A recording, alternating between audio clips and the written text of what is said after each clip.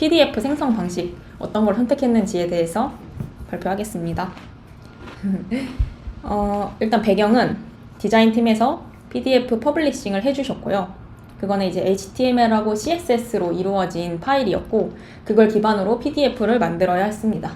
근데 이제 퍼블리싱 된 거 가지고는 그대로 쓸 수 없었던 게 PDF라는 걸 만들고 다운까지 받아야 되기 때문에 특정한 기술이 필요했습니다. 그래서 선택지로 고민했던 건 두 개였는데 첫 번째는 리액트 PDF라는 라이브러리를 쓰는 거고 두 번째는 플라이웨이트라는 라이브러리를 쓰는 것이었습니다.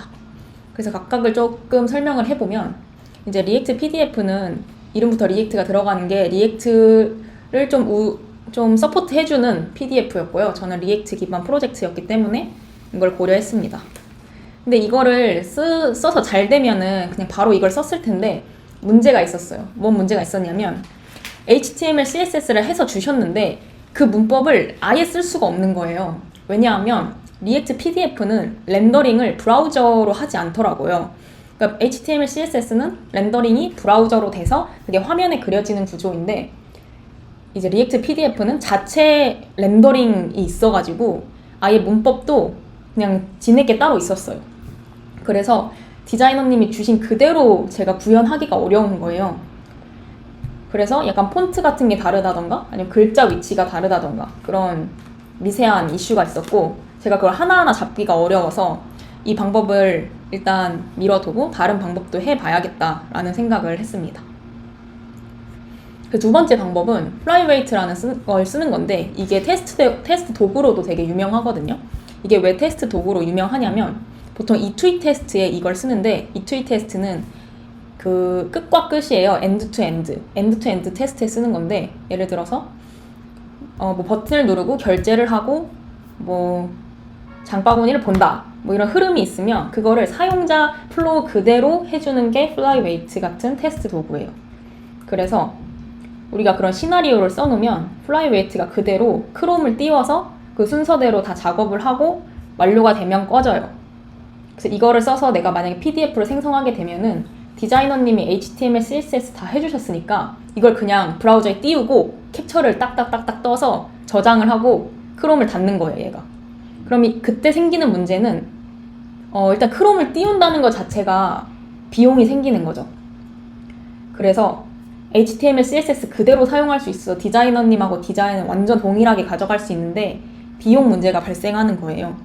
이때 제가 서버리스에 대해서 고민을 하게 됐는데 왜 하게 됐냐면 이 플라이웨이트가 가지고 있는 그런 파일의 용량이 한 130 정도 되더라고요. 근데 버셀이 50MB로 제한을 하더라고요. 그래서 플라이웨이트를 쓰는 것만으로도 버셀을 쓸 수가 없다가 돼버린 거예요. 그래서 가끔은 되고 또 가끔은 그냥 콘솔에 50MB 초과했습니다 라고 떠버리더라고요.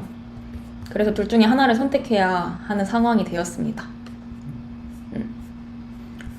그래서 결론적으로는 리액트 PDF 쓰는 걸로 했습니다. 좀 디자인은 다르긴 했는데 그냥 디자인을 계속 수정하는 방식으로 하는 걸 했고 플라이웨이트는 좋았는데 너무 무겁고 버셀에서 쓸 수 없어서 포기했습니다. 만약에 AWS를 썼으면 AWS 자체에 뭔가 새로운 서버리스를 두고 했으면 괜찮았을까? 라는 생각이 들긴 하는데 AWS는 얼마나 그 메가바이트를 지원해 주는지 몰라서 그 부분은 한번 생각을 좀 더 해봐야 될 것 같습니다. 네, 그리고 이 작업을 하면서 원래 브라우저에서 이 PDF 생성을 했었는데 이거를 서버 사이드로 옮겼거든요. 그러니까 서버에서 하는 걸로 옮겼는데 그 이유는 이제 클라이언트 같은 경우에는 싱글 스레드예요. 항상 그냥 자바스크립트 자체가 싱글 스레드여서 그래서 PDF를 생성하는 작업을 하는 순간 다른 작업이 안 되는 거예요. 버튼을 클릭한다던가 사용자가 화면을 이동한다던가 그런 게 안 되다 보니까 이거 클라이언트에 두지 말고 PDF는 서버로 빼야겠다 라고 서버로 빼고 서버에서 PDF를 생성하는 걸로 그렇게 작업을 했습니다. 그래서 이 부분은 추가로 말씀해 주셔서 제가 공부한 부분인데 버셀의 서버리스 환경이 왜 메가바이트를 제한하는가에 대해서 생각을 해봤습니다. 그래서 버셀은 함수를 실행할 때 서버를 잠깐 띄우고 끝나면 꺼진다. 그래서 이걸 서버리스라고 부른다 라고 이해를 했고 이 서버가 저는 각각의 개인 소유인 줄 알았는데 그것도 아니고 그냥 여러 사람이 같이 쓰는 걸로 해서 그냥 함수를 스케줄링 돌리는 것으로 이해를 했습니다. 그래서 법셀 입장에서도 껐다 켰다 하는데 너무 많은 시간이 들으면 안 좋으니까 그걸 제한한다고 이해했습니다. 네, 여기까지입니다. 감사합니다.